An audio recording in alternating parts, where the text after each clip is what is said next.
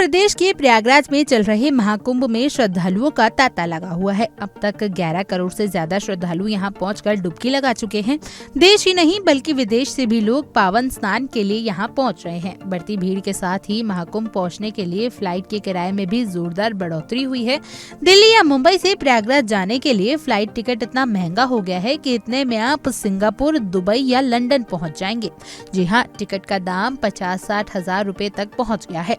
महाकुंभ मेले में पवित्र स्नान के दिनों के लिए फ्लाइट टिकट में सबसे ज्यादा बढ़ोतरी देखने को मिली है।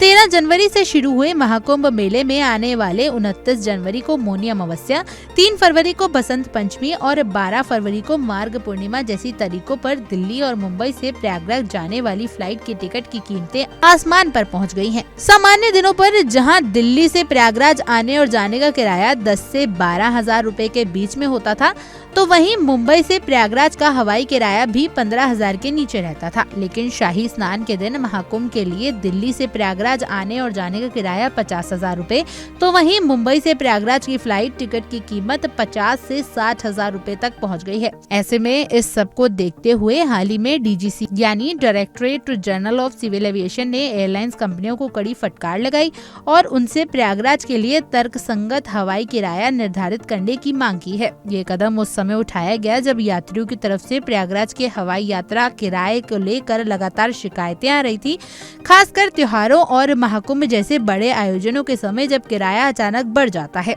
DGCA का कहना है कि एयरलाइंसों को हवाई किराए में अधिकतम तर्कसंगता और न्यायपूर्णता बनाए रखनी चाहिए ताकि आम लोगों के लिए हवाई यात्रा सस्ती और सुलभ हो सके।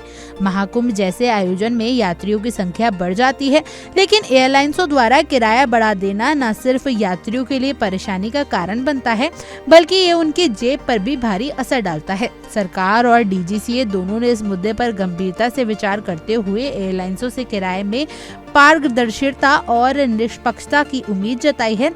DGCA ने एयरलाइंसों से कहा कि वे यात्रियों के हितों को प्राथमिकता दे और यात्रा किराए की समीक्षा करे, उसे उचित सीमा के भीतर रखे।